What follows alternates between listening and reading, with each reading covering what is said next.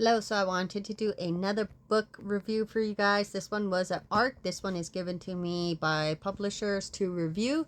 This is called We Already Dug the Grave, and it is by Emma C. Wells. This one was basically, I don't want to give too many things here. Basically one girl's man, her husband, is very abusive, very threatening, physically, emotionally, all that stuff. So he is very bad to the bone. He one day threatens the one girl, and that was the end of that for him. So the two sisters have to originally go back to a small town, Tennessee, and they go back to the original dead body. Now, I don't know why there's a dead body there and they all know where it is. So something happened, but I can't tell you that. So you have to go ahead and read this book. But magically, there's a body that's in this town that they know where it is. And the sisters have to go back there to do something that you will read why they have to do this, because of this man. So basically, you know that song, the Dixie Chicks, Earl Has to Die? That's exactly this book.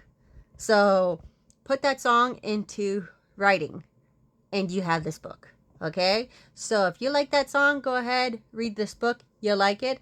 It's not out yet, but it will be out soon. And then you'll read it. And it's very exciting. It is a mystery thriller. It's a book 1 of 1, I guess, so far. And it is just really good, exciting, easy to read. Look how static my hair is. It's easy to read, easy to follow. There's killing, dead bodies, there's secrets, violence. There's a lot going on.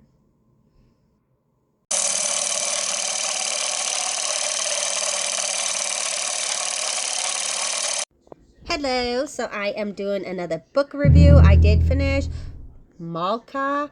I probably am going to butcher all these names in this book, so be patient. And this is my account, so if you don't want to hear it, go to another one. But I give it like a 3 out of 5. It's like a psychological horror like book. It is a 304-page book. It is about a guy that is Jung Young's. He's in a ICS building kind of thing. He has a bunch of cameras all over the entire building, including the girls' bathroom. So he's got it pointed so he could see in each stall. He could see what they're doing, what kind of panties they have on, what that thing looks like, So he could see everything. He could see you wiping, and he could see you doing anything else. Ow, got my finger stuck in my hair.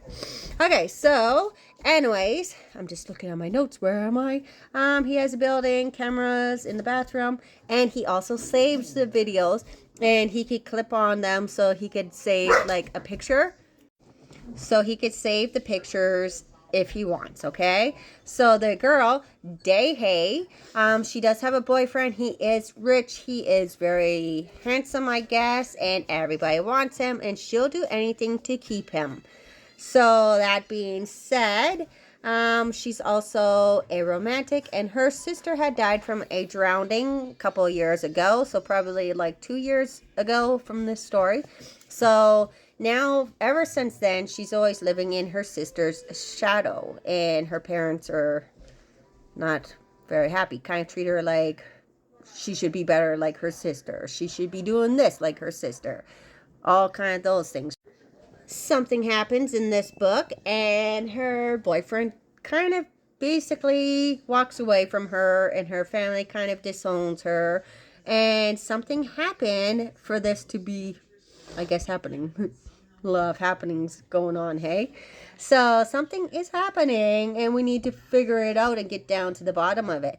But the guy, Jung Young's, he has a problem. So after she's working in the same building as him, his new obsession is her. Uh-oh.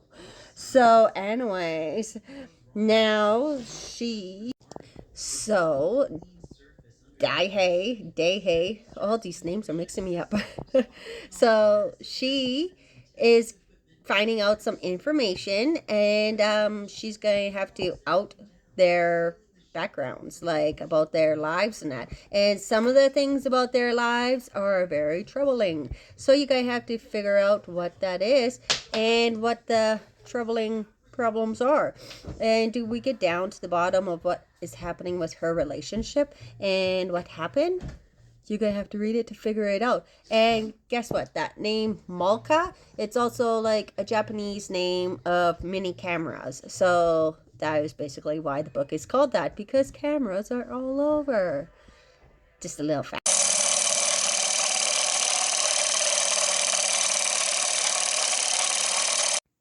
Hello, so I'm doing a book review on Suffer the Children. This is by Craig DeLowy. Isn't that a cool last name?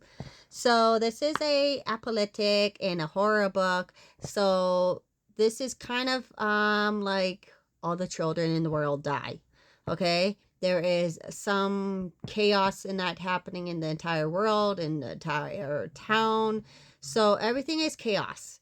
And all these kids start dying. The hospitals and the funeral homes and the morgues and everything is starting to pile up. There's so much kids going in there that they don't have room. They had to put a stop to it. Like, there's no room for any more kids, okay? Everyone is confused, mortified. They don't know why all these kids are dying and that. So there's like a disease in that's going around. But you know what? After these kids are like down, put away in the grave and wherever they got put down, 3 days later they came back alive. Yeah, you heard that.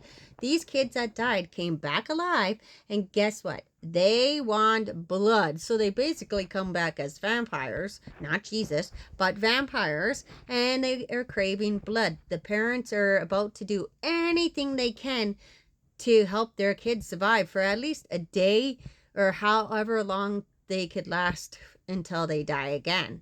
So it's just really about these kids and the parents. How bad do they want the kids to survive and be with them? It doesn't matter, like an hour, 2 hours, a day, a week, 3 days. They don't know how long the kids will stay with them, but the parents are willing to do anything to keep them there. So read it. Go ahead. You like it? See if the kids come back to life, or if they survive, if the parents die. What happens to the entire world?